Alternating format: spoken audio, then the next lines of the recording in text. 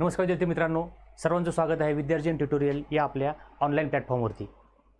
आज आपण काय करणार आहोत, सीबीएसईचा जो चॅप्टर आहे तुमचा, चॅप्टरचं नाव आहे आपल्या वर्किंग ऑफ इन्स्टिट्यूशन्स।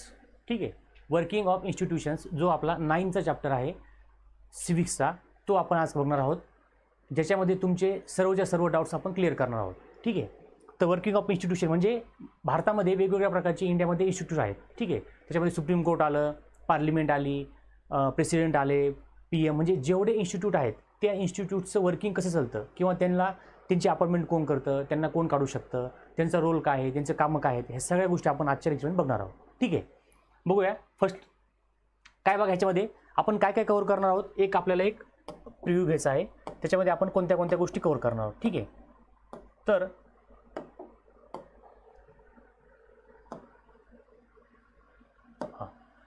ह्याच्यामध्ये बघा मेजर टॉपिक्स काय आहे, कोणते कोणते ह्याच्यामध्ये। सगळ्यात पहिले ऑफिस मेमोरंडम म्हणजे काय, ऑफिस मेमोरंडम म्हणजे काय, हा एक सगळ्यात पहिला कन्सेप्ट आहे। तुम्हाला क्वेश्चन येऊ शकतो 1 मार्क्ससाठी, what is mean by office memorandum, किंवा 2 मार्क्ससाठी, किंवा फिलिंग द ब्लँक्समध्ये office memorandum is nothing but the, अशी तुम्हाला डेफिनेशन येऊ शकते। ठीक आहे, नंतर मंडल कमिशन, मंडल कमिशन काय होतं, त्यांचा रोल काय होता, त्यांनी काय गोष्टी केल्या होत्या, ओबीसीसाठी आरक्षण होतं आपलं, किंवा काय होतं रिझर्वेशन त्यांनी जाहीर केलं होतं, मंडल कमिशन कोणी अपॉइंटमेंट केलं, कधी लागू झालं, सगळ्या गोष्टी आपल्याला इथून बघायच्या आहेत। नंतर अपोजिशन्स अगेन्स्ट द मंडल कमिशन, मंडल कमिशनच्या अगेन्स्ट खूप लोकांनी अपोजिशन केलं की तुम्ही असं करू नका किंवा असं करा, ह्या सगळ्या गोष्टी आपण आजच्या लेक्चरमध्ये बघणार आहोत।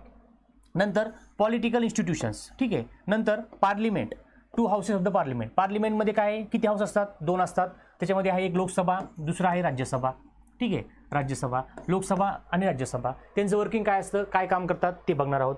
नंतर कोण आहे पार्लिमेंट नंतर एक्झिक्युटिव्ह, एक्झिक्युटिव्ह म्हणजे कोण, परमनंट असतात आणि पॉलिटिकल एक्झिक्युटिव्ह।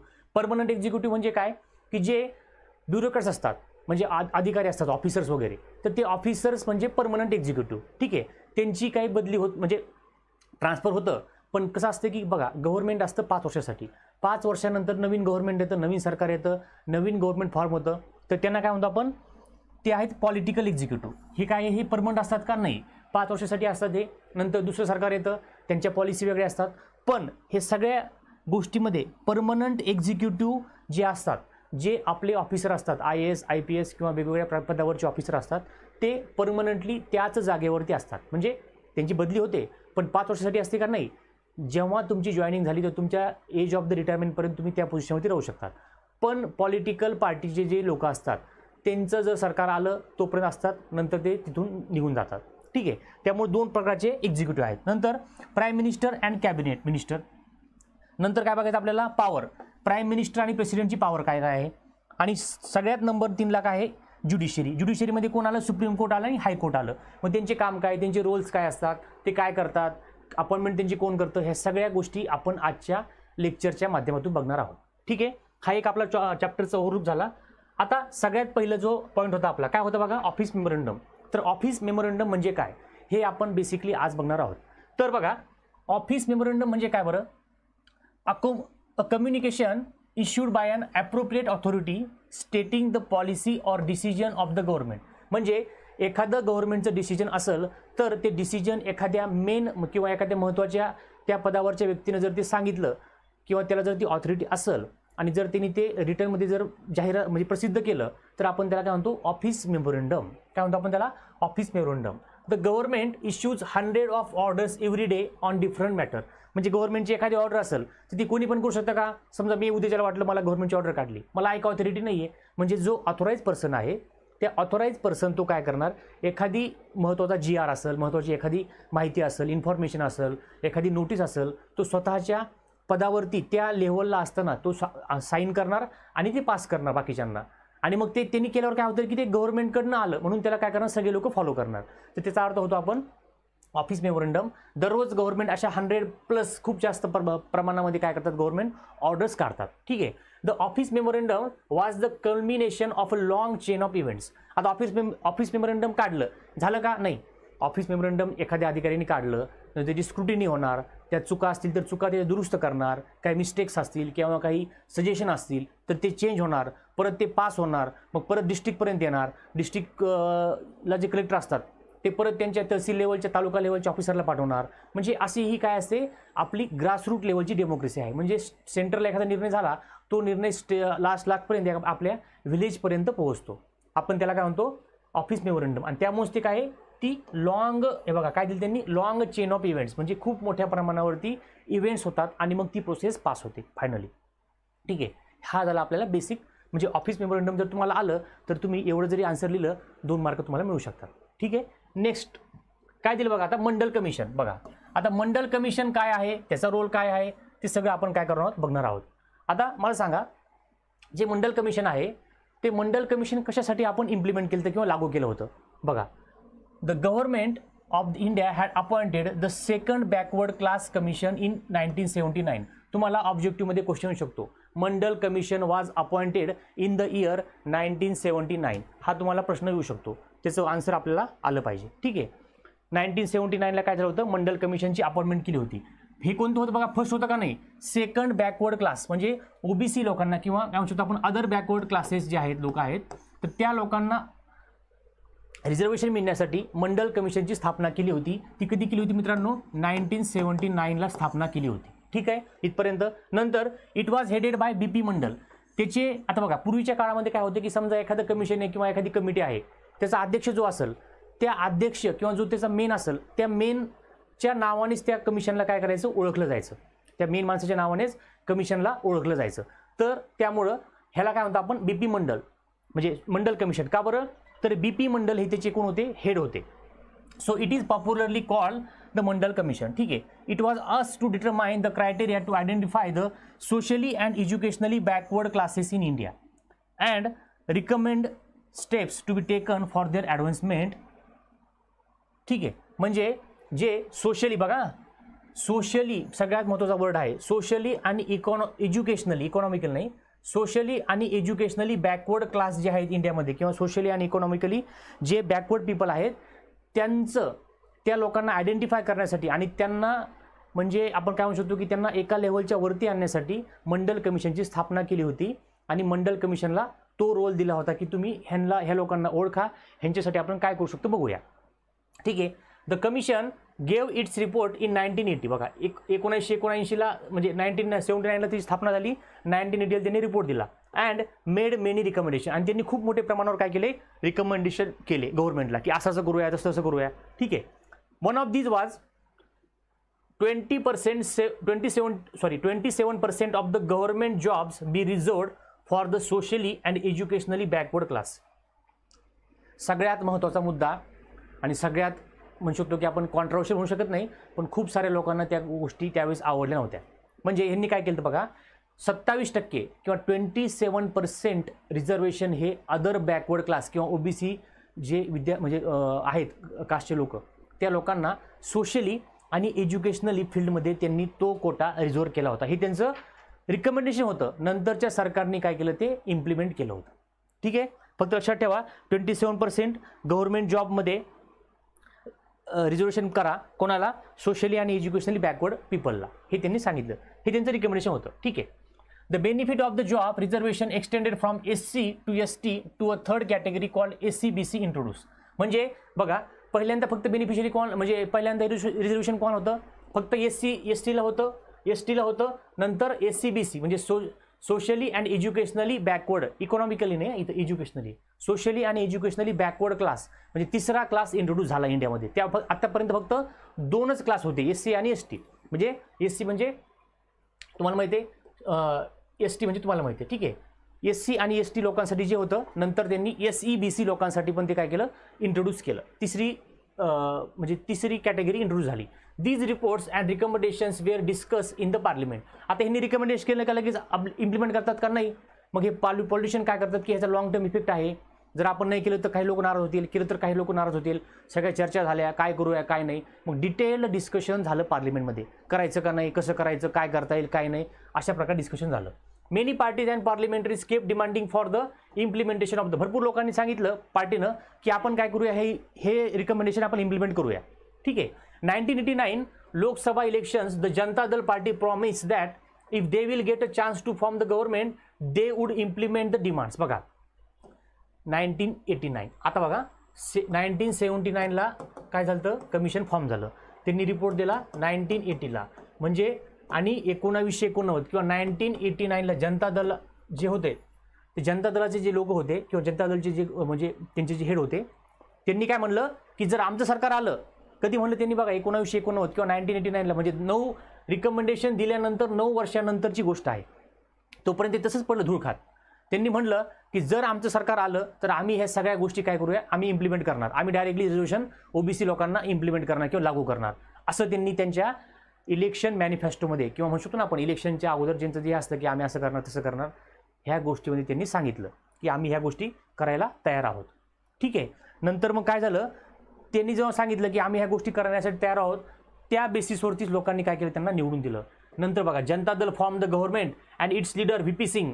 त्यांचे लीडर कोण होते मित्रांनो, जनता दलचे व्ही.पी. सिंग. खूप ह्यांचा मोठा रोल आहे याच्यामध्ये बघा. V P. Singh became prime minister and took the different measures to implement the commission. 1989 Janata दलचे जे लीडर होते व्ही.पी. सिंग, त्यांनी म्हणलं जर आमचं सरकार आलं, गव्हर्नमेंट आमचं सरकार जर आलं कुठं सेंटरमध्ये, तर आम्ही हे रिकमेंडेशन लागू करू. आणि त्यांचं सरकार आल्या मित्रांनो त्यांनी काय केलं, रिकमेंडेशन लागू केले किंवा रिकमेंडेशन त्यांनी इम्प्लिमेंट केले. Finally it was implemented official memorandum of, बघा नंबर दिले आपल्याला, हा नंबर असतो गव्हर्नमेंटचा असा, इन एप्रिल 1990. म्हणजे बघा 1979ला जनता मंडल कमिशन स्थापन झालं. 1980ला त्यांनी 1979ला त्यांचं मंडल कमिशनची स्थापना झाली. 1980ला त्यांनी रिकमेंडेशन दिलं आणि ते इम्प्लिमेंट झालं 1990ला, म्हणजे 10 वर्षानंतर त्या मंडल कमिशनचं इम्प्लिमेंटेशन किंवा म्हणजे लागू झालं. ठीक आहे. इथपर्यंत काही डाऊट, काही क्लिअर? फक्त लक्षात ठेवा, काही नाही. काय लक्षात ठेवायचं, 79ला मंडल कमिशन, 79ला 1980ला त्यांनी काय केलं, रिकमेंडेशन दिले आणि 1989ला व्ही.पी. सिंग म्हणले की आमचं सरकार आलं तर आम्ही इम्प्लिमेंट करू. आणि 1990ला काय झालं, त्यांनी ते सरकार त्यांचं गव्हर्नमेंट आल्यानंतर त्यांनी त्या गोष्टी काय केल्या, इम्प्लिमेंट केल्या किंवा लागू केल्या. ठीक आहे. नेक्स्ट चला, आता रिॲक्शन ऑफ द पीपल. आता हे लागू झाल्यानंतर आता लोक शांत बसतील का? नाही. लोकांच्या चांगल्या गोष्टी पण आल्या, वाईट गोष्टी पण आल्या, लोकांच्या मनात काही ना काही तयार झालं. मग बघा लोकांनी काय केलं. It was most hotly debated issue in the country. सगळ्यात महत्त्व, कारण मला सांगा 27% लोकांना रिझर्वेशन मिळालं जे की ओबीसी कास्टचे होते किंवा एसीबीसी कास्ट म्हणू शकतो आपण त्याला, म्हणजे सोशली आणि एज्युकेशनली बॅकवर्ड क्लास. मग ते लोक खुश झाले, पण बाकीच्या लोकांना थोडंफार वाईट वाटणारच. म्हणजे अशा गोष्टीमध्ये काय झालं, एकदम मोस्ट डिबेटिंग टॉपिक झाला, सगळ्या लोक पूर्ण इंडियामध्ये चर्चा झाली या गोष्टीची. बरं, newspaper and magazines were full of different views and opinions related with this issue. भरपूर न्यूजपेपर मॅगझिनमध्ये छापून आलं की असं करूया तसं करूया, असं झालं, असं करायला नव्हतं पाहिजे किंवा केलं पाहिजे होतं, जेणेकरून असं होईल, बाकीच्या कास्टवर अन्याय झाला किंवा नाही झाला. म्हणजे असं डिबेट हे ते सगळं काय म्हणू शकतो आपण. त्यावेळेस काय सोशल मीडिया वगैरे नव्हता, टी व्ही वगैरे पण लोकांकडे नव्हते किंवा खूप कमी लोकांकडे, जास्त रेडिओ आणि न्यूजपेपर. मग रेडिओ आणि न्यूजपेपर असल्यामुळं काय झालं मित्रांनो, जास्त करून गोष्टी त्याच ह्याच्यावरती डिबेट लोकांना ऐकायला मिळायचे, रेडिओवरती किंवा न्यूजपेपरमधनं डिबेट यायचे. It led protest, counter protest, some of became violent, it affected the thousand of the job opportunities.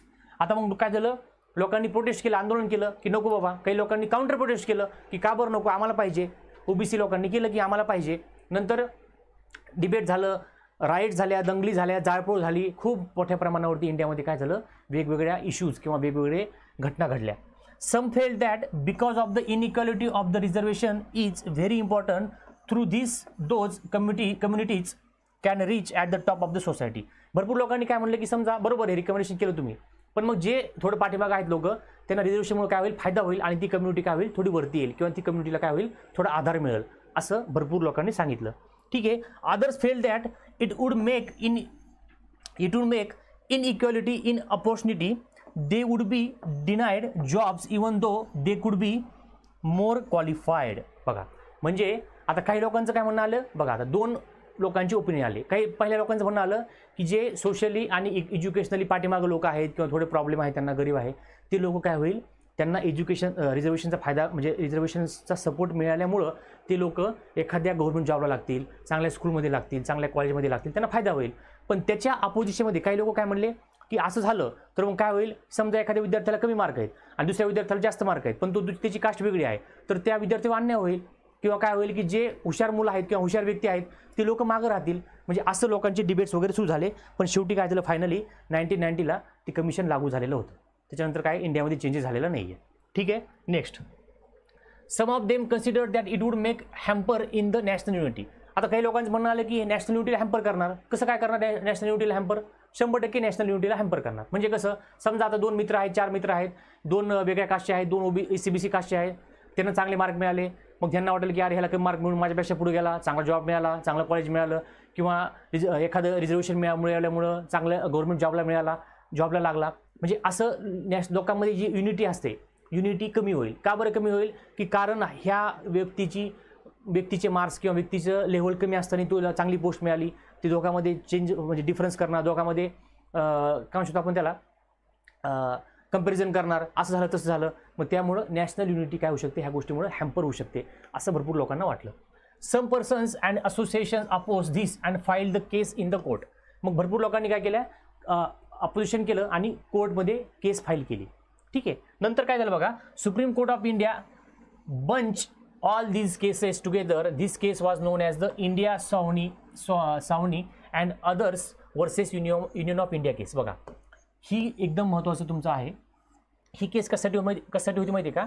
India Sawhney and others versus union of India ही केस होते रिझर्वेशन कॅन्सल करण्यासाठी. भरपूर लोकांनी काय केलं होतं, सुप्रीम कोर्टमध्ये PIL पब्लिक इंटरेस्ट लिटिगेशन किंवा वेगवेगळ्या केसेस दाखल केल्या होत्या. ठीक आहे.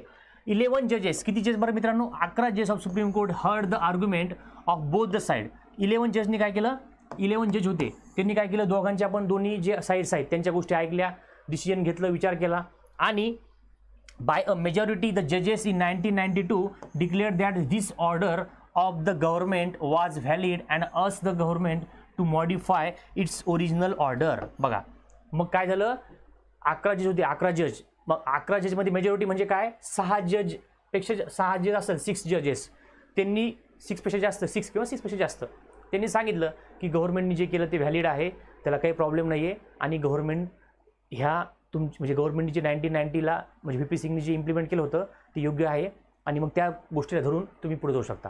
मग सुप्रीम कोर्टने एकदा शिक्कामोर्तब केल्यावर काय होणार मित्रांनो, ती गोष्ट इंडियामध्ये लागू झाली, इम्प्लिमेंट झाली. It said that well to do person from the backward class should be excluded from getting reservation. मग त्याच्यावरती गव्हर्नमेंट सुप्रीम कोर्ट काय म्हणलं की समजा बॅकवर्ड क्लासमध्ये समजा काही लोक, सगळेच लोक थोडी गरीब आहेत, जे चांगले लोक आहेत त्या लोकांना त्याच्यामधनं एक्सक्लूड करा. त्या लोकांना काय करा, ते रिझर्वेशनची सुविधा त्यांना नको द्यायला, त्यांना त्याच्यामध्ये एक्सक्लूड करा, असं सुप्रीम कोर्टनं सांगितलं. The department of personal training issued another office memorandum on September 1993. Department of personal training म्हणजे DOPT, म्हणजे गव्हर्नमेंट ऑफिसर वगैरे असतील त्यांना जे एक ट्रेनिंग वगैरे द्यायचं काम कोण करतं, हे डिपार्टमेंट करतं. ह्या डिपार्टमेंटने अजून 1993ला अजून एक मेमोरेंडम त्यांनी काय केलं, इंट्रोड्यूस केलं किंवा इम्प्लिमेंट केलं. ठीक आहे. Next, what do you meant bye political institution. आता पुढचा टॉपिक आहे आपला, पॉलिटिकल इन्स्टिट्यूशन म्हणजे काय, हे आपल्याला विचारलेलं आहे. ठीक आहे. In India, the political institutions are arranging and carrying all the tasks of the country. In modern democracy, these arrangements are known as institutions.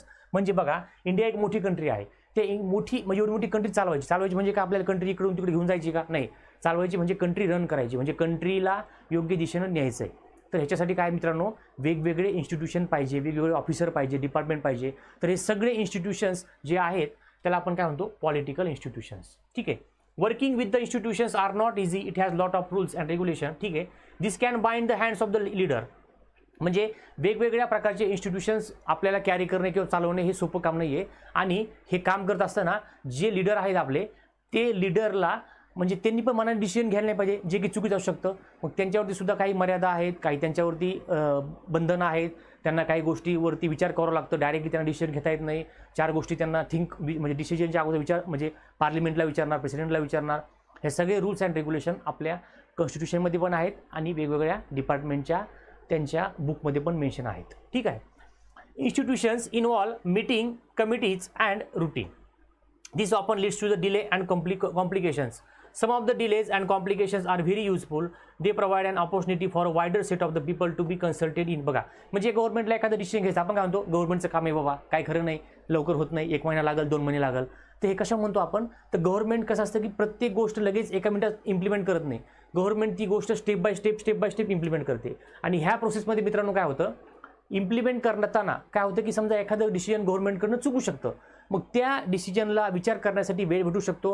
Directly implement केलं आणि नंतर परत कॅन्सल करायचं, तर ह्याच्यापेक्षा गव्हर्नमेंट काय करतं, हळूहळू गोष्टी इम्प्लिमेंट करतं, कन्सल्टेशन करतं वेगवेगळ्या पार्टीला, वेगवेगळ्या पीपलला, 4 गोष्टी लोकांना सांगते त्या गोष्टी, आणि नंतर मग त्या गोष्टीवरती काय होतं मित्रांनो, चर्चा होते किंवा त्या गोष्टीवरती इम्प्लिमेंटेशन होतं. आणि तेव्हा कुठं काय होतं मित्रांनो, त्यावेळेस सगळ्या गोष्टी झाल्यानंतर मग ती गोष्ट एखादी इम्प्लिमेंट होते. ठीक आहे, त्यामुळे थोडं गव्हर्नमेंटच्या कामाला उशीर लागू शकतो. ठीक आहे, next, in India these are 3 important political इंडियामध्ये मित्रांनो किती इम्पॉर्टंट, सगळ्यात मेन क्वेश्चन लिहू शकतो, what are the 3 political institutions in India, किंवा what are the 3 major institutions in India. तर कोणते कोणते बघा, सगळ्यात पहिले आहे लेजिस्लेचर किंवा आपण त्याला म्हणतो पार्लिमेंट, सेकंड आहे पॉलिटिकल एक्झिक्युटिव्ह किंवा ह्याच्यामध्ये म्हणजे ह्याच्यामधलाच हा पार्ट आहे, नंतर ज्युडिशियरी येते, म्हणजे सगळ्यात पहिले तर पार्लिमेंट, नंतर पॉलिटिकल एक्झिक्युटिव्ह, परमनंट एक्झिक्युटिव्ह, हे म्हणजे एक्झिक्युटिव्ह बघा, म्हणजे लेजिस्लेचर, एक्झिक्युटिव्ह आणि ज्युडिशियरी, 3 इम्पॉर्टंट गोष्टी आहेत. पार्लिमेंट, एक्झिक्युटिव्ह आणि ज्युडिशियरी 3 इम्पॉर्टंट इन्स्टिट्यूशन्स आहेत इंडियामध्ये. आता पार्लिमेंट किंवा legislature, it is the final authority for the making laws in the country. एखादा लॉ आपल्याला बनवायचा असेल किंवा त्याच्यामध्ये मॉडिफिकेशन करायचं असेल तर पार्लिमेंट शिवाय पर्याय नाही. आपण घरी बसून लॉ करू शकत नाही. जर नॅशनल लेवलचा लॉ असेल किंवा सेंट्रल लेवलचा लॉ असेल तर ते पार्लिमेंटमध्ये होणार. जर स्टेट लेवलचा असेल तर तो कुठं होणार, आपल्या लेजिस्लेचरमध्ये होणार. महाराष्ट्राचे, समजा महाराष्ट्राचा आपण विषय घेतला, एखादा लॉ असेल महाराष्ट्राच्या संबंधित तर तो होणार आपल्या महाराष्ट्राच्या लेजिस्लेचरमध्ये. ठीक आहे, म्हणून आणि ते कोण करणार, MLA करणार, त्याला मग आपण काय म्हणतो, मेंबर ऑफ लेजिस्लेटिव्ह असेंब्ली. ठीक आहे, तर ते होतं आपल्या महाराष्ट्रामध्ये. पण जर सेंट्रल लेवलचा असेल तर तो कुठं होणार, पार्लिमेंटमध्ये लॉ होणार. मग पार्लिमेंटमध्ये लॉ होणार, डिस्कशन होणार, चेंजेस होणार काही गोष्टीमध्ये, आणि मग तो लॉ पास होणार. ठीक आहे, नंतर पास झाल्यानंतर एक्झिक्युटिव्हकडे तो येणार, कशासाठी, एक्झिक्यूट करण्यासाठी. एखादी ऑर्डर आली वरतून तर ती एक्झिक्यूट करायचं काम कोण करतं, पॉलिटिकल एक्झिक्युटिव्ह आणि परमनंट एक्झिक्युटिव्ह करतात. पॉलिटिकल एक्झिक्युटिव्ह म्हणजे काय, त्या खात्याचे किंवा त्या पोर्टफोलिओचे मिनिस्टर असतात. समजा एखादा लॉ काढला की उद्याच्याला आपल्याला गंगा नदी साफ करायची, तर वॉटर रिसोर्स मिनिस्ट्री असते, वॉटर रिसोर्स मिनिस्ट्री, ती काय करणार, हे पास करणार, ह्यांच्याकडे येणार. वॉटर रिसोर्स मिनिस्ट्री काय म्हणणार की आता गंगा नदी साफ करायची, गोदावरी नदी साफ करायची. ठीक आहे, लगेच हे साईन करणार, हे येणार परमनंट एक्झिक्युटिव्ह म्हणजे आपले ब्युरोक्रॅट्स, म्हणजे IAS IPS वगैरे अधिकारी असतात, त्यांच्याकडे येणार. मग ते साईन करणार, इम्प्लिमेंटेशनसाठी काय काय गोष्टी लागतात, खर्च किती लागतो, सगळ्या गोष्टी काढणार, आणि मग ते गोष्ट काय होणार मित्रांनो, त्या गोष्टी त्या लेवलला त्या गोष्टी सुरू होणार. ठीक आहे, म्हणजे हे असं एक्झिक्युटिव्हचं काम असतं.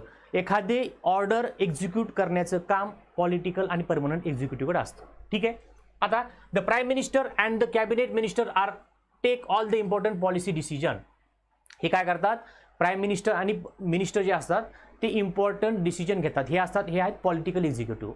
ह्यांचा टर्म असतो फक्त 5 वर्षासाठी. इंडियामध्ये काय होतं, प्रत्येक 5 वर्षांनी इंडियामध्ये इलेक्शन होतं. Every 5 years in India, after every 5 years there will be election. नंतर हे लोक म्हणजे जर गव्हर्नमेंट त्याच पार्टीचं आलं तर तेच पार्टी रूल करणार, नाही आलं तर दुसरी पार्टी रूल करणार. असं पॉलिटिकल एक्झिक्युटिव्हचं काम असतं. परमनंट एक्झिक्युटिव्ह म्हणजे काय, द सिव्हिल सर्वंट, बघा सांगितलं तुम्हाला मी, working together are responsible for taking steps to implement the minister decision. Parliament काय करते, ह्यांना सांगते असं असं करा, हे साईन वगैरे करतात, हे सांगते ह्यांना एक्झिक्युटिव्हला हे असं असं करा, आणि मग ते गोष्टी काय होतात, पुढं इम्प्लिमेंट होण्यासाठी सुरुवात होते. नंतर आता 3rd कॅटेगरीचं इन्स्टिट्यूशन जे इम्पॉर्टंट आहे त्याला म्हणतो आपण judiciary. Supreme court is an institution where dispute between citizen and the government are finally settle.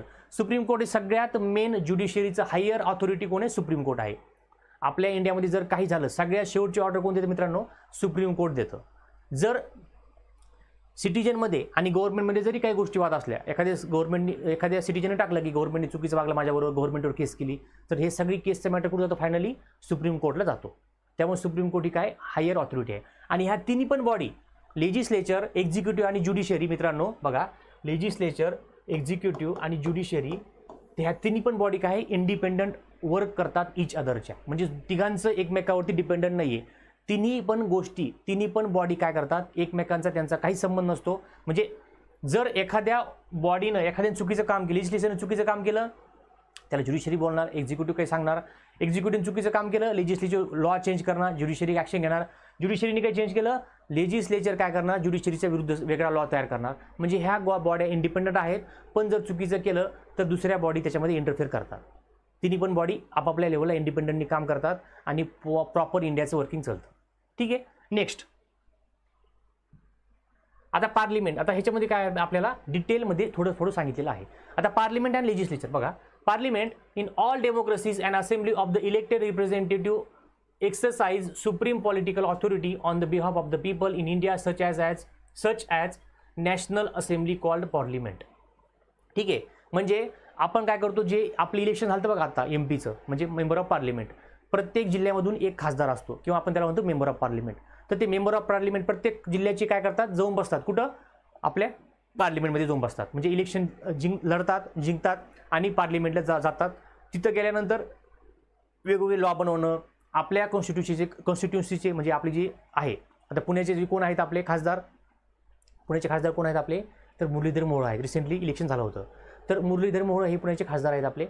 तर म्हणजे वेगवेगळ्या प्रकारचे लोक तिथं जे एमपीज असतात ते काय करणार, आपल्या कॉन्स्टिट्युन्सी जी आहेत आपली, ती आपली कॉन्स्टिट्युन्सीबद्दल काही त्यांना वाटलं, काही डाऊट्स आहेत, काही प्रॉब्लेम्स आहेत, ते प्रॉब्लेम ते काय करणार तिथं सॉल्व्ह करणार किंवा ते प्रॉब्लेम तिथं त्या लोकांना सांगणार.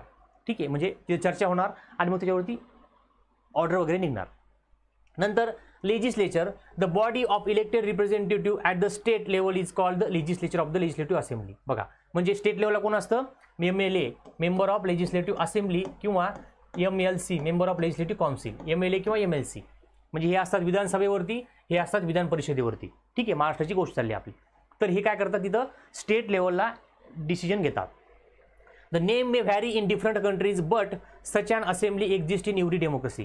प्रत्येक ठिकाणी हे पार्लिमेंट, कोणी पार्लिमेंट म्हणतं, कोणी वेगवेगळे नाव आहे, प्रत्येक कंट्रीमध्ये वेगवेगळे नाव आहेत, पण सगळ्यांचा रोल काय आहे, लॉ बनवण्याचं काम. सगळी वर्ल्डमध्ये पार्लिमेंट शब्द नसेल, वेगळा शब्द असेल, पण सगळ्यांचं वर्किंग बऱ्यापैकी आपल्या आणि बाकीच्या कंट्रीमध्ये थोडंफार फरकामध्ये सेमच चालतं. सगळ्यांचं काम काय असतं, लॉ बनवणं, डिस्कशन करणं, इम्प्लिमेंट करणं. ठीक आहे, next the parliament exercises political authority on behalf of the people in many ways. Parliament काय करते, पीपलच्या बिहाफ, म्हणजे आता आपण काय करतो, आता आपण जाऊ शकतो का तिथे पार्लिमेंटमध्ये प्रत्येक गोष्टीला, किंवा आपल्याला तेवढं नॉलेज आहे का, नाही. मग आपण काय करतो, आपल्यातर्फे रिप्रेझेंटेटिव्ह आपण चूज करतो, इलेक्ट करतो आणि त्याला तिथे पाठवतो. कोणाला, आपल्या रिप्रेझेंटेटिव्हला. मग आपल्यातर्फे काही प्रॉब्लेम असतील, काही गोष्टी असतील ते तिथं सांगतात. काही आपल्याला इथं समजा आता इथं आपल्याला एअरपोर्ट नाही आहे, रस्ते चांगले नाही आहे, किंवा अजून काही गोष्टी नाही आहे, ब्रिज करायचा, मग ह्या सगळ्या गोष्टी ते लोक तिथं मांडणार आणि मग त्या गोष्टी पास होऊन इथं येणार. म्हणजे मग ते आपल्यातर्फे काय करतात, on behalf of people member of parliament take decisions or discuss in the parliament on behalf of people. ठीक आहे, parliament is the final authority for making law. बघा, फायनल ऑथॉरिटी बघा किती रेड वर्डमध्ये कशामुळे केलं, खूप इम्पॉर्टंट गोष्ट आहे. पार्लिमेंट ही काय, फायनल ऑथॉरिटी. तुम्हाला MCQ क्वेश्चन 100% येऊ शकतो. Parliament is the final authority for making law. काय dash dash is the final authority for making law. तर कोण आहे, पार्लिमेंट ही सगळ्यात शेवटची फायनल ऑथॉरिटी आहे. ना ज्युडिशियरी ना एक्झिक्युटिव्ह, पार्लिमेंटच लॉ बनवू शकते. ठीक आहे, it can also change existing law or abolish existing laws and make new ones in their place. सांगितलं तुम्हाला मी, पार्लिमेंट बघा नवीन लॉ बनवू शकते, ऑलरेडी एक्झिस्टेड लॉ आहे तो लॉ कॅन्सल करू शकते, अबॉलिश करू शकते, किंवा ऑलरेडी एक्झिस्टेड लॉ आहे त्याच्यामध्ये काही चेंजेस करू शकते, काही गोष्टी त्याच्यातल्या कट करू शकते किंवा नवीन गोष्टी त्याच्यामध्ये ॲड करू शकते. पार्लिमेंट नवीन लॉ बनवणार, जुना लॉ डिलीट करू शकते आणि जुन्या लॉमध्ये काही चेंजेस करू शकते किंवा त्याला म्हणतो आपण अमेंडमेंट. ठीक आहे, parliament exercises control over those who run the government. No decisions can be taken without the support of the parliament. पार्लिमेंटच्या शिवाय काही होत नाही मित्रांनो, पार्लिमेंटच्या सपोर्ट शिवाय कोणतीही गोष्ट पास होत नाही. Parliament also control the money matters. बघा, पार्लिमेंट काय करते, मनी मॅटर्स. मनी म्हणजे जे आपलं आता समजा आपलं बजेट असतं, ठीक आहे, आपलं बजेट सध्या आपल्या कोणी फायनान्स मिनिस्टर निर्मला सीतारामन आहेत, तर त्या काय करतात, बजेट पास करतात. मग ते बजेट पास केल्यानंतर पैसा किती खर्च करायचा, कुठं करायचा, कुठून पैसा आला, कुठून गेला, ह्या सगळ्या गोष्टी त्यांना पार्लिमेंटमध्ये डिस्कस करावं लागतात आणि त्याच्यावरती डिसिजन घेण्यासाठी त्यांना पार्लिमेंटची परमिशन लागते. ठीक आहे, next parliament is the highest forum of discussions and debate on public issues and national policy.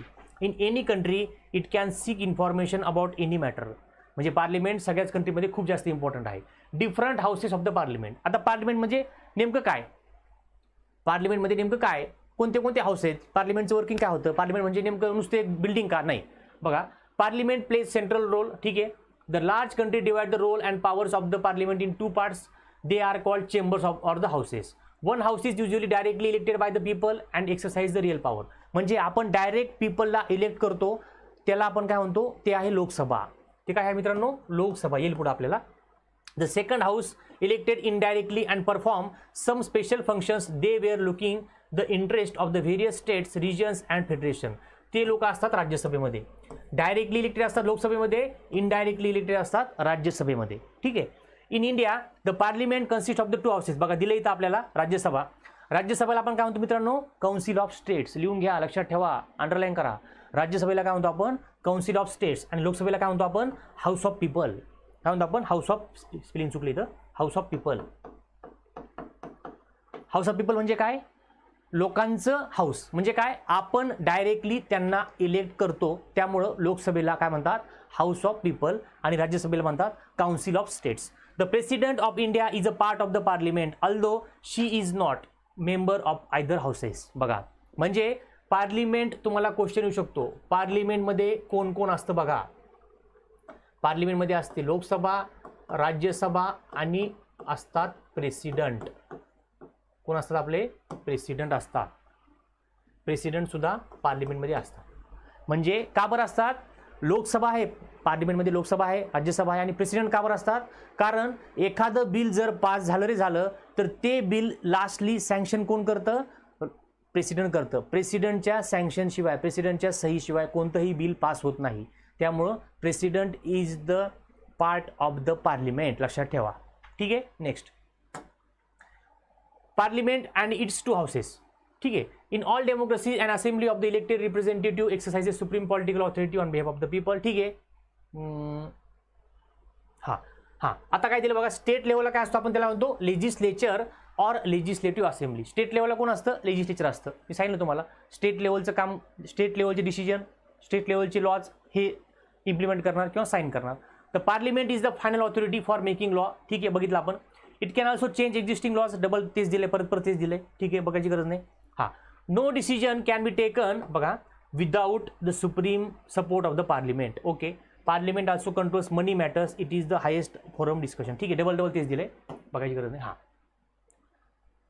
House of the people किंवा आपण त्याला म्हणतो Lok Sabha. It is directly elected by the people. Question येऊ शकतो, write a note about the Lok Sabha. Write a note about the Lok Sabha काय म्हणणार, it is directly elected by the people. पहिला point. Maximum strength of the house is 552 of 530 members are elected from the states and 20 members from the union territory. बघा 552 लोक आहेत सगळे total, त्याच्यापैकी 530 आपण directly elect करतो. प्रत्येक राज्याच्या जिल्ह्यामधनं, प्रत्येक स्टेटच्या डिस्ट्रिक्टमधनं एक एक लोक, एक एक माणूस तिथे जातो. कुठं, लोकसभेवरती. ते झाले 530 लोक. मग उरलेले किती बरं उरले, आपले 22 उरले. त्याच्यातले 20 युनियन टेरिटरी स्टेटमधनं जातात, 530 लोक, 20 लोक जातात युनियन टेरिटरीमधनं. आणि जे 2 लोक असतात उरलेले, हे 2 लोक काय असतात, प्रेसिडेंट इलेक्ट करतात. काय करतात, 2 लोक प्रेसिडेंट अपॉइंट करतात. प्रेसिडेंटला ती पॉवर असते. त्यामुळे टोटल झाले 552 लोक. The present membership of the Lok Sabha is 545. आता हा आकडा चेंज होऊ शकतो, पण लक्षात ठेवा. ठीक आहे. काउन्सिल ऑफ द स्टेट किंवा Rajya Sabha, it is usually indirectly elected. Council of state मित्रांनो काय आहे, इनडायरेक्टली इलेक्टेड. डायरेक्टली इलेक्शन होत नाही, इनडायरेक्टली इलेक्शन होतं ह्यांचं, त्यामुळं ह्याला आपण म्हणतो Rajya Sabha. The most common work for the second house is to look after the interest of the various states, regions and federal units. It has not more than 250 members. 12 of the Rajya Sabha members are nominated by the president. बघा 12 लोक कोण nominate करतं, president. आणि तिकडं कोण करतं, तिकडं president 2 लोक नॉमिनेट करतात. लक्षात ठेवा. From person who have earn distinction in the field of the literature, art, science, service. Sachin Tendulkar, तुम्हाला माहिती आहे, सचिन तेंडुलकरची नियुक्ती किंवा नॉमिनेशन ह्या 12 लोकांमधून झालेलं आहे राज्यसभेवरती. डायरेक्टली इलेक्टेड नाही आहे. सचिन तेंडुलकर ह्या 12 लोकांना तिथे जाऊन बसलेला आहे. ती पॉवर असते प्रेसिडेंटला. ठीक आहे. प्रेसिडेंट कसं करतो, जी लोक लिटरेचरमध्ये, आर्टमध्ये, सायन्समध्ये, वेगवेगळ्या क्षेत्रामध्ये जे लोक नावाजलेले आहेत, त्या लोकांचं नॉलेज आपल्या कंट्रीला मिळावं म्हणून गव्हर्नमेंट काय करतं, किंवा प्रेसिडेंट त्या लोकांना अपॉइंटमेंट करतं. पण त्याच्यामधले काही लोक चांगले काम करतात, काही लोक नुसतं नावाला खासदार म्हणून फिरतात, काही काम करत नाही, काही नाही. तर त्यांनी काम केलं पाहिजे, ज्याचा फायदा आपल्या इंडियाला होऊ शकतो. ठीक आहे. Next, Rajya Sabha is a permanent body. बघा परमनंट बॉडी हा शब्द का दिलेला आहे, कारण राज्यसभा कधीही बरखास्त होत नाही किंवा डिसमिस होत नाही. परमनंटली वर्किंग सुरू असतं. लोकसभा डिसमिस होते का, होते, जर एखादं सरकार 5 वर्षासाठी राहतं, नेक्स्ट इयरला जर दुसरं सरकार आलं, पहिल्या सरकारला पहिल्या गव्हर्नमेंटला रिजिग्नेशन द्यावं लागतं प्रेसिडेंटला. नवीन सरकार स्थापन होण्याच्या अगोदर पूर्ण बॉडी किंवा पूर्ण पार्लिमेंट म्हणण्यापेक्षा लोकसभा डिसमिस होते. पण राज्यसभा होते का? नाही होत. Rajya Sabha is permanent body. का बरं? प्रत्येक लक्षात ठेवा, प्रत्येक 2 वर्षांनी, एव्हरी 2 इयर्स, प्रत्येक 2 वर्षांनी त्याचे जे मेंबर आहेत त्याच्यापैकी 1/3 मेंबर रिटायर होतात. प्रत्येक 2 वर्षांनी 1/3 मेंबर रिटायर होतात. कोणाचे? राज्यसभेबद्दल बोलतोय आपण. प्रत्येक 2 इयर्स नंतर 1/3 पीपल रिटायर होतात. तेवढेच लोक परत तिथं नॉमिनेट होतात किंवा इलेक्ट होतात. त्यामुळे ती परमनंट बॉडी आहे, ती कधीही डिसमिस होत नाही. लोकसभा डिसमिस होते. तुम्हाला डिफरन्स येऊ शकतो, क्वेश्चन येऊ शकतो, राईट डाऊन किंवा डिफरन्शिएट बिटवीन लोकसभा आणि राज्यसभा. तर 5 ते 6 पॉईंट तुम्ही आन्सरमध्ये लिहायला पाहिजे. 5 मार्क्सचा क्वेश्चन तुम्ही सॉल्व्ह करू शकता. ठीक आहे. हे बघा दिले बघा खाली, 1/3 of the member retire every 2 years. At present 245 members are in the Rajya Sabha distributed among different state and union territory. ठीक आहे. चला नेक्स्ट. हे बघा डिफरन्स, तुम्हाला काय म्हणलं मी, तुम्हाला क्वेश्चन येऊ शकतो. Member of the Lok Sabha directly elected, इथं काय लिहिणार तुम्ही, इनडायरेक्टली इलेक्टेड किंवा स्टेट लेजिस्लेटिव्ह असेंब्लीद्वारे इलेक्ट होतात. लोकसभेचा पिरियड किती मित्रांनो बघा, 5 वर्षासाठी आहे. राज्यसभेचा पिरियड नसतो. राज्यसभा काय आहे? परमनंट बॉडी आहे. Maximum strength 552, maximum strength 250. Money bills can only be introduce in the Lok Sabha. Rajya Sabha does not exercise much power over money bill. जास्त पॉवर, पैसे खर्च करण्याची पॉवर जास्त कोणामध्ये? लोकसभेमध्ये आहे. का बरं आहे? कारण आपण डायरेक्टली इलेक्ट केलेले लोक असतात तिथं. म्हणजे याचा अर्थ आपल्याला जास्त पॉवर पाहिजे. म्हणजे आपण केले म्हणजे कोण? आपल्यातर्फे ते लोक बोलतात म्हणजे कोण? पीपल. म्हणजे ॲज अ पीपल म्हणजे आपणच खूप डायरेक्टली आपल्याला जास्त पॉवर आहे, त्याचा असा अर्थ होतो. त्यामुळं मनी बिल्सला खूप जास्त इम्पॉर्टन्स कुठं आहे? लोकसभेमध्ये आहे. ठीक आहे. मोर पॉवरफुल दॅन राज्यसभा, लेस पॉवरफुल दॅन राज्यसभा. बघा 1 2 3 4 5, 5 मार्काला 5 क्वेश्चन, म्हणजे 5 मार्क्ससाठी आला, 5 पॉईंट लिहिले, 5 मार्क्स तुम्हाला इथे मिळू शकतात. 5 मार्क्सचा क्वेश्चन आला तर. ठीक आहे. Next, differentiate between political executive आणि परमनंट एक्झिक्युटिव्ह, हे सुद्धा तुम्हाला येऊ शकतं. हे परत आपण याच्यामध्ये वेळ घालायची गरज नाही. पॉलिटिकल एक्झिक्युटिव्ह म्हणजे काय, परमनंट एक्झिक्युटिव्ह म्हणजे काय. ठीक आहे. नेक्स्ट, हे डिफरन्शिएट दिलं परत त्याच्यामध्ये. हा डिफरन्स तुम्ही इथं चेक करा, बघून घ्या, वाटल्यास त्याचा स्क्रीनशॉट काढू शकता, याचा चेक करू शकता तुम्ही. काहीच नाही दिलेलं बघा. डिफरन्शिएट काय दिले? पॉलिटिकल एक्झिक्युटिव्ह असणारे आपले प्राईम मिनिस्टर किंवा मिनिस्टर असणार आहेत. परमनंटमध्ये कोण असणार? IAS IPS वगैरे असणार. ह्यांना काय पॉवर आहे, त्यांना काय पॉवर आहे बघा. They remain in the office only so long as the command of the confidence of the majority of the member of the parliament. पार्लिमेंटमध्ये मेजॉरिटी असेल आय ऑफिसला, इथं काही संबंध नाही. हे डिफेन office even when the ruling party changes. नवीन पार्टी आली तरी IAS IPS ऑफिसर किंवा सिव्हिल सर्वंट जातात का? नाही जात. ते त्यांच्या जागेवरती राहतात, फक्त त्यांची ट्रान्सफर होते एका जिल्ह्यातून दुसऱ्या जिल्ह्यामध्ये, पण त्यांना काढून टाकत नाहीत. ठीक आहे. हा डिफरन्स आहे, हा बघू शकतात. Next, appointment made by the president of India. आता प्रेसिडेंट, इंडियाचे प्रेसिडेंटचं खूप मोठं काम आहे. ते काय करू शकतात किंवा कोणत्या अपॉइंटमेंट करू शकतात? He or she appoints the chief justice of the India. बघा प्रेसिडेंट काय करतात? चीफ जस्टिस ऑफ इंडियाचं अपॉइंटमेंट करतात. म्हणजे चीफ जस्टिस ऑफ इंडिया म्हणजे कोण? सुप्रीम कोर्टचे मेन जज, सगळ्यात मोठा मेन जज सुप्रीम कोर्टचा, त्याला आपण काय म्हणतो? चीफ जस्टिस ऑफ इंडिया, किंवा त्याला म्हणतात CJI शॉर्ट फॉर्ममध्ये.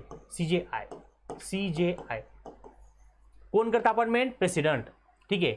द जजेस of the supreme court, main जजची अपॉइंटमेंट करतात प्रेसिडेंट. परत उरलेले जज आहेत त्यांची पण अपॉइंटमेंट कोण करतं? प्रेसिडेंट करतात. आणि हायकोर्टचे जे जज आहेत त्यांची पण अपॉइंटमेंट कोण करतं? प्रेसिडेंट करतात. हायकोर्ट, प्रत्येक स्टेटमध्ये हायकोर्ट असतं. ठीक आहे. He appoints the prime minister of the India. बघा प्रेसिडेंट अजून कोणाला अपॉइंटमेंट करतं? प्राईम मिनिस्टर ऑफ इंडियाची अपॉइंटमेंट कोण करतं? बघा तुम्ही जर बघितलं असेल टीव्हीवरती, तर जे प्राईम मिनिस्टर होणं असेल त्यांना शपथ देण्याचं काम असतो, ते कोण करतात? प्रेसिडेंट करतात. ठीक आहे. नंतर and other ministers on the advice of the prime minister, he appoints the governor's of the state. President काय करतात? वेगवेगळ्या स्टेटचे गव्हर्नर सुद्धा अपॉइंटमेंट करतात. आणि स्टेटमध्ये प्रेसिडेंट जसं सेंट्रल लेवलला प्राईम मिनिस्टरला शपथ देतात किंवा अपॉइंटमेंट करतात, तसं स्टेट लेवलला गव्हर्नर चीफ मिनिस्टरची अपॉइंटमेंट करतात. ठीक आहे. ही अपॉइंट्स, ही म्हणजे कोण? प्रेसिडेंट. इलेक्शन कमिशन म्हणजे जे आपले इलेक्शन कमिशन असतात ना, इलेक्शन घेणारे जे मेन असतात आपले मुख्य, त्यांची अपॉइंटमेंट कोण करतं? President. Ambassadors to the other country. Ambassador म्हणजे काय? जे आपले इंडियन फॉरेन सर्व्हिस असते आपली, जे असं IAS IPS असतात ना, तसे इंडियन फॉरेन सर्व्हिस असते, जे आपले ॲम्बेसेडर म्हणजे मराठीत त्याला म्हणतो आपण राजदूत, म्हणजे आपल्या देशातली एखादी मेन व्यक्ती जी ऑफिसर आहे त्या ऑफिसरची अपॉइंटमेंट, आता समजा अमेरिकेमध्ये हा फॉरेन ऑफिसर अपॉइंटमेंट करणं, ऑस्ट्रेलियामध्ये फॉरेन ऑफिसर अपॉइंटमेंट करणं, हे सगळे काम कोण करतं? प्रेसिडेंट करतात. तुम्हाला क्वेश्चन येऊ शकतो, राईट द वर्किंग किंवा write down the appointments made by the president. तुम्ही हे सगळे पॉईंट लिहायला पाहिजे. ठीक आहे. नंतर different types of the council of the minister. आता वेगवेगळे मिनिस्टर आहेत आपल्या इंडियामध्ये, तर त्याच्यामध्ये वेगवेगळ्या मिनिस्टरचे म्हणजे रोल्स काय आहेत किंवा कोणते कोणते मिनिस्टर आहेत बघा. Council of ministers is the official name for the body that includes all the minister. It usually has 60 to 80 minister of different tasks. किती मिनिस्टर मित्रांनो आपल्याकडे? 60 ते 80 आपल्याकडे मिनिस्टर आहेत. सगळ्यात पहिले मिनिस्टर कोण आहे? Cabinet minister. सगळ्यात मेन मिनिस्टर हे असतात. मेन म्हणण्यापेक्षा की जास्त पॉवरफुल मिनिस्ट्री कोण असतात? कॅबिनेट मिनिस्ट्री असतात. आणि त्या कॅबिनेट मिनिस्ट्रीला काय मित्रांनो, त्या कॅबिनेट मिनिस्ट्रीला खूप जास्त म्हणजे डिसिजन घ्यायची पॉवर असते. Usually top level leaders of the ruling party who are in charge of the major ministries. Usually the cabinet ministers meet to take the decisions in the name of the council of the minister. Cabinet is thus the inner ring of the council of minister. It comprises about 20 ministers. बघा, total council of minister मध्ये सगळे मिळून 60 ते 80 minister असतात, मंत्री असतात. त्याच्यातले cabinet ministry किंवा मेन मुख्य मिनिस्ट्री किती असतात? 20 असतात. आणि सगळ्यात पॉवरफुल, सगळ्यात पॉवर जास्त कोणाला असते? ह्या कॅबिनेट मिनिस्टरला असते. का बरं? सगळे इम्पॉर्टंट डिसिजन प्राईम मिनिस्टर किंवा पंतप्रधानाबरोबर बसून ही लोक घेतात. म्हणजे भारतामध्ये जे काही सगळं सुरू असतं ते हे 20 जण आणि प्राईम मिनिस्टर हे सगळे जण डिसिजन घेतात. म्हणजे ही फुल बॉडी, ह्याला आपण म्हणतो कॅबिनेट मिनिस्ट्री, किंवा हे 20 लोक इंडिया चालवतात इनडायरेक्टली. त्यामुळं कॅबिनेट मिनिस्ट्री प्रत्येक मंत्र्याला वाटतं, प्रत्येक एखाद्या व्यक्तीला वाटतं की मला कॅबिनेटची पोस्ट मिळाली पाहिजे, जेणेकरून मी डिसिजन मेकिंगमध्ये भाग घेईल. ठीक आहे. नेक्स्ट 2 नंबरला कोण आहे बरं? Minister of state with independent charge. हे कोण आहेत? कॅबिनेट मिनिस्टरच्या हाताखाली असतात. म्हणजे कॅबिनेट मिनिस्टर आता खूप मोठी पोस्ट आहे, मग त्यांच्याकडे खूप मोठे काम असतात. मग त्याच्यातलं एखादं काम कोणाला देणार? Minister of the state with independent charge. Usually in charge of the smaller ministries. They participate in the cabinet meetings only when specially invited. कॅबिनेटमध्ये हे जात नाहीत, त्यांना बोलवलं जातात, नाही तर बस आपापले कामं करत. त्यामुळे कोण मेन आहे? कॅबिनेट मिनिस्ट्री मेन आहेत. आणि कॅबिनेट मिनिस्ट्रीचे काही कामं ह्यांना देतात, आणि कॅबिनेट मिनिस्ट्रीमध्ये जर त्यांना बोलवलं तर ते जाऊ शकतात, किंवा मग त्यांना जातच नाहीत ते. Minister of the state are attach to and required to assist the cabinet minister. Cabinet मिनिस्टरला काम करण्यासाठी हे सुद्धा मदत करतात. नंतर कोण आहे 4 नंबरला? Deputy minister. They are like minister of the state but junior to them. बघा, म्हणजे 1 नंबर कॅबिनेट मिनिस्टर, नंतर 2 number minister of state with independent charge, 3 number minister of state, आणि 4 नंबर डेप्युटी मिनिस्टर. डिसेंडिंग ऑर्डरमध्ये power कमी कमी होत जाते. Descending ऑर्डरमध्ये म्हणजे काय म्हणू शकतो आपण, त्यांची जी डिसिजन मेकिंग पॉवर आहे ती कमी कमी होत जाते. ठीक आहे. The cabinet works as a team. No minister can openly criticise any decision of the government even if it is about another ministry or the department. बघा, हे 20 लोक किंवा कॅबिनेटमध्ये जेवढे मिनिस्टर आहेत, आता त्यांचं सरकार आहे, त्यांचंच मंत्री आहे, त्यांचंच प्राईम मिनिस्टर आहे, ते एकमेकांना क्रिटिसाइज करणार का? चुकलं तुझं म्हणणार का? नाही. त्यांना तशी परमिशन पण नसते आणि ते लोक करत पण नाहीत तसं. एखाद्या चुकीचं जरी काम झालं तरी पण ते एकमेकांना क्रिटिसाइज करत नाही, पॉलिटिक्स खेळतात. पण मग असं व्हायला नाही पाहिजे. पण चुकीच्या गोष्टी असेल तर त्यांनी क्रिटिसाइज केलं पाहिजे, पण ते कोणत्याही गोष्टीला अपोज करत नाहीत. ठीक आहे. Next, every ministers has secretaries who are civil servant. बघा, प्रत्येक मिनिस्टरला सेक्रेटरी असतो हाताखाली काम करण्यासाठी, म्हणजे काही डिसिजन असेल किंवा एखादी गोष्टीची माहिती असेल. आता मिनिस्टरला मित्रांनो 5 वर्षासाठी मिनिस्टर असतो, त्याला सगळं माहिती असतंय का? आता समजा आपल्या गंगा नदी साफ करायची, तर तिथला जो सिव्हिल सर्वंट असतो, अधिकारी असतो, IAS ऑफिसर असतो, त्याला सगळं माहिती असतं की गंगा रिव्हरची लेंथ किती आहे, काय आहे, कसं करू शकतो आपण, आधी असं करू शकतो, किंवा इथे लोक आहेत, ह्या रिव्हरफ्रंटवरती लोक नाही आहे, त्या साईडला लोक आहेत, जास्त गाळ आहे, जास्त माती आहे, जास्त खोल आहे, ह्या सगळ्या डिटेल बारीक गोष्टी कोणामध्ये असतात? सेक्रेटरी. मग सेक्रेटरीची मदत घेऊन मिनिस्ट्री काय करतात? साईन करतात किंवा एखादं डिसिजन घेतात. पण त्यांना इम्प्लिमेंटेशनसाठी सेक्रेटरी लागतात. ठीक आहे. The secretaries provide the necessary background. बघा, तुम्हाला काय सांगितलं मी आता? Necessary background information to the minister to take the decision. एखादं डिसिजन घेण्यासाठी मिनिस्टरला नेसेसरी बॅकग्राऊंड किंवा आधीची माहिती सांगण्याचं काम कोण करतं? सेक्रेटरी करतात. ठीक आहे. Power of the prime minister. आता प्राईम मिनिस्टरची पॉवर काय आहे? प्राईम मिनिस्टरला पॉवर काय आहे? प्राईम मिनिस्टरमध्ये नेमकं प्राईम मिनिस्टर काय करू शकतात? Prime minister is the most important political institution. सगळ्यात पॉवरफुल व्यक्ती कोण आहे? तर प्राईम मिनिस्टर आहे in the country. The president appoints the prime minister. बघितलं आपण, the prime minister does not have fixed tenure. बघा क्वेश्चन येऊ शकतो, प्राईम मिनिस्टरला फिक्स टेन्युअर नाहीये मित्रांनो. आपण काय म्हणतो 5 वर्ष, 5 वर्ष टेन्युअर प्राईम मिनिस्टरला नाहीये, ते सरकारला आहे. प्राईम मिनिस्टरला टेन्युअर का बरं नाहीये?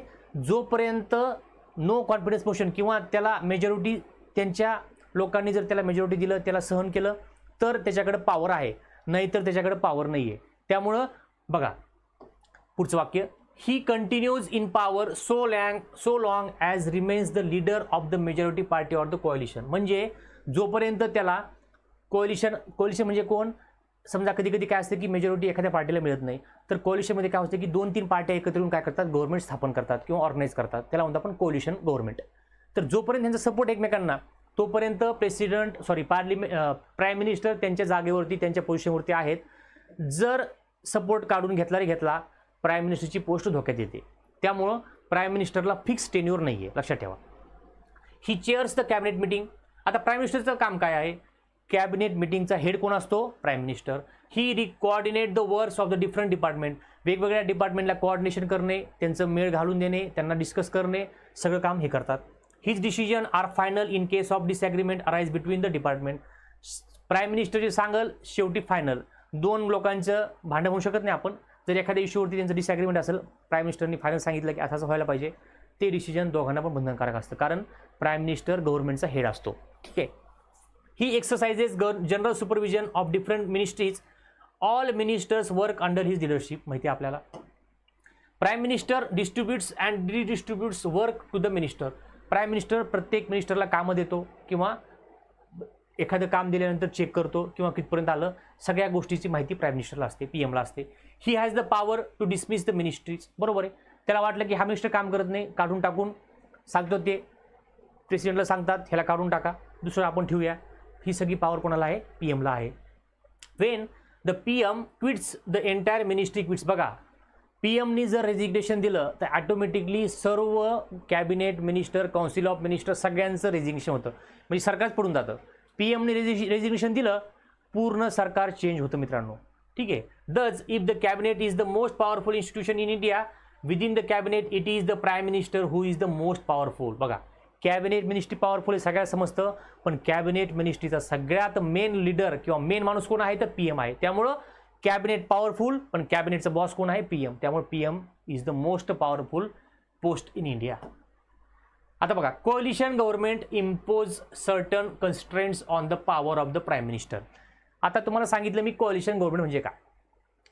कोअलिशन गव्हर्नमेंट म्हणजे काय? समजा एखाद्या पार्टीला मेजॉरिटी मिळाली नाही. मेजॉरिटी म्हणजे काय?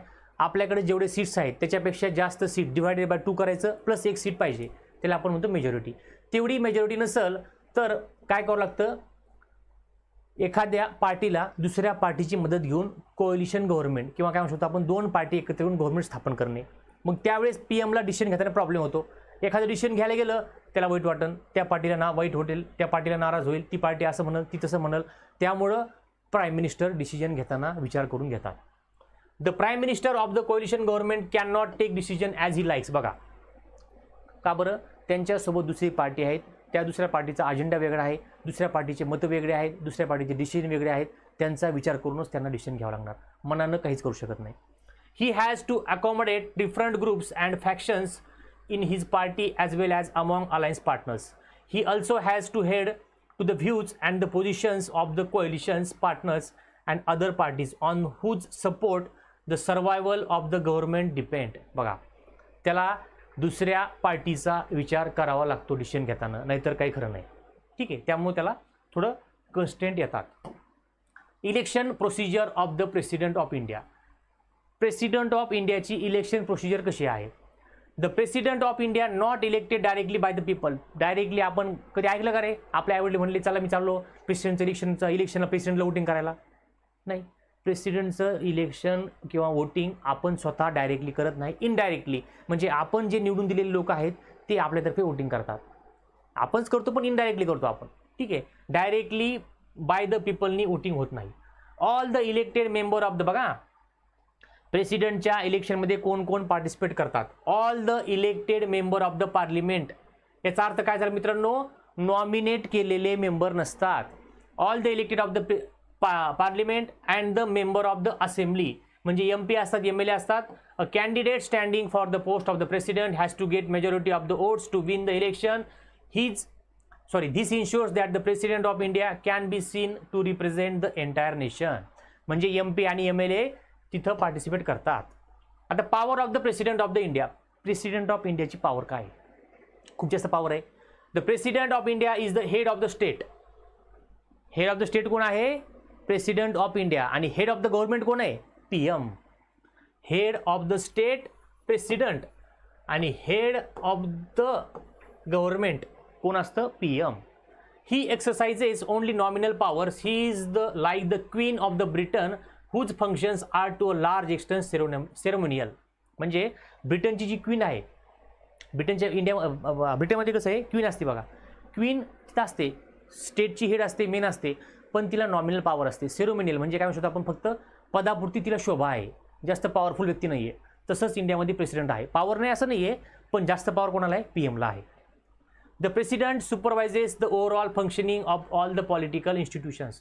All government activities take place in the name of the President.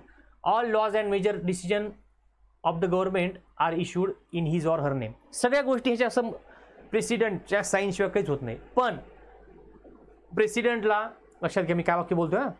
प्रेसिडेंटला एखादं डिसिजन घ्यायचं आहे का नाही, प्रेसिडेंटला काउन्सिल ऑफ मिनिस्टरचं डिसिजन किंवा काउन्सिल ऑफ मिनिस्टरचा एखादा निर्णय बंधनकारक असतो किंवा बाइंडिंग असतो. The decision taken or decision told by the council of minister is binding to the president. का बरं? काउन्सिल ऑफ मिनिस्टर म्हणजे डायरेक्टली इलेक्टेड असतात, मग पीपलचा निर्णय ह्याच्यावरती बाइंडिंग आहे. म्हणजे प्रेसिडेंट मनानं काहीच काम करत नाही. ठीक आहे. All major appointments are the made in the name of the president. These includes the appointment of the chief justice of India. बघितलं आपण, सुप्रीम कोर्टचे जज, हायकोर्टचे जजेस, गव्हर्नर, इलेक्शन कमिशनर, अँबॅसिडर, हे सगळ्या गोष्टी कोण करतं? प्रेसिडेंट करतात. All international treaty and agreement are made in the name of the president. एखादी ट्रीटी, एखादा करार, एखादा पॅक्ट आपण साईन केला तर तो प्रेसिडेंटच्या नावानं सही होते. समजते का? The president is the supreme commander of the defence forces of India. आपली जी डिफेन्स फोर्स आहे त्या डिफेन्स फोर्सचा सुप्रीम कमांडर किंवा मेन लीडर कोण आहे? प्रेसिडेंट आहे. आर्मी, नेव्ही, एअरफोर्स हे पूर्ण अंडर कोणाच्या किंवा सगळ्यांचं मेन कोण आहे? प्रेसिडेंट. प्रेसिडेंट हे काय आहे? सुप्रीम कमांडर आहेत त्याचे, तिघांचे पण. Limitation of the power of, आता सगळ्या गोष्टी बघितल्या, पण प्रेसिडेंटच्या पॉवरला लिमिटेशन आहे. बघा कसं आहे. The president is the head of the state and not the head of the government. बघा मग तुम्हाला काय सांगितलं मी, head of the state president आहे, पण हेड ऑफ द गव्हर्नमेंट कोण आहे? PM. In therefore he exercise only nominal power and that too on the advice of the council of minister. Council of मिनिस्टरच्या ॲडवाइस शिवाय president काहीच करत नाही. Council of मिनिस्टरने म्हणलं असं करा, तसं करा, ओके, साईन करा, करा, नका करू, नका करू.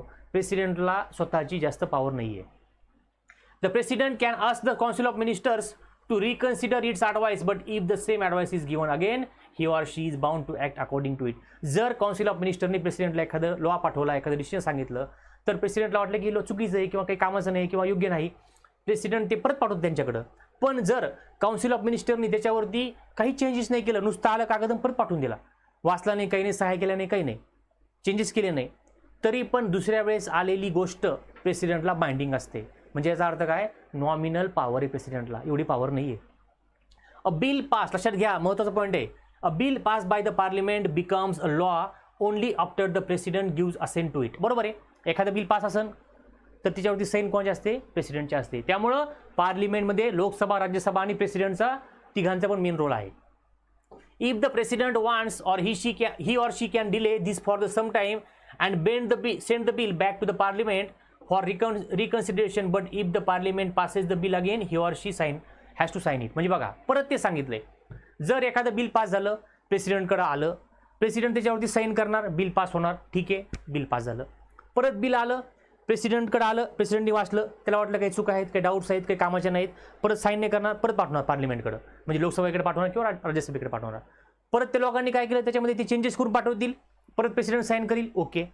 तिसरी कंडिशन, प्रेसिडेंटकडे बिल आलं, काही चुका आहेत, प्रेसिडेंटनी परत पाठवलं, पार्लिमेंटनी त्याच्यावरती काहीच ॲक्शन घेतली नाही, ते बिल आहे तसं परत पाठवलं प्रेसिडेंटला, तर प्रेसिडेंटला लास्ट त्याच्यावरती सही करावं लागते. म्हणजे काउन्सिल ऑफ मिनिस्टरचं डिसिजन असेल, पार्लिमेंटचं डिसिजन असेल, ते प्रेसिडेंटला मान्यच करावं लागते थोडक्यामध्ये. ठीक आहे.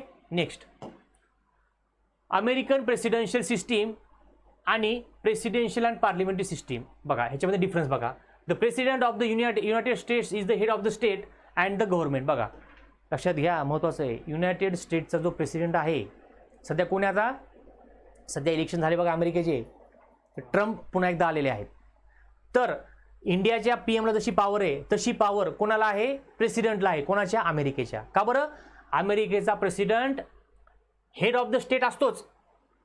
आपला प्रेसिडेंट हेड ऑफ द स्टेटच आहे, फक्त हेड ऑफ द गव्हर्नमेंट आहे का आपला प्रेसिडेंट नाही आहे.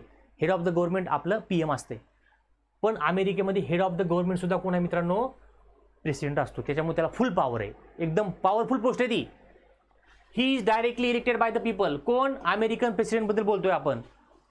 ही personally choose and appoint the ministers, the legislature or the Congress making the law, but the president can veto any law. Veto म्हणजे नकार किंवा एखादा लॉ कॅन्सल करू शकतो प्रेसिडेंट. हे सगळ्या गोष्टी आपण अमेरिकेबद्दल बोलतोय. The president does not need to support of the majority of the members and he is not answerable to them. बघा प्रेसिडेंट आन्सरेबल नाहीचे कोणाला तिथला. का बरं, फुल पॉवरफुल आहे तो. He has a fix period of the 4 years. 4 वर्षासाठी असतात प्रेसिडेंट. इंडियामध्ये किती वर्षासाठी असतात मित्रांनो, तिथं असतात 4 वर्षासाठी. इंडियामध्ये किती वर्षासाठी, असा हा क्वेश्चन तुम्ही सांगा मला आन्सर त्याचं. And competes it even if this party does not have any majority in the Congress. This model followed is the most of the Latin America and many of the Soviet union countries. Given the certainty centrality of the president, this system is called presidential form of the government. अमेरिकेमध्ये काय आहे, presidential form of the government. आणि इंडियामध्ये काय आहे, parliamentary form of the government. Parliament main आहे, अमेरिकेमध्ये president main आहे.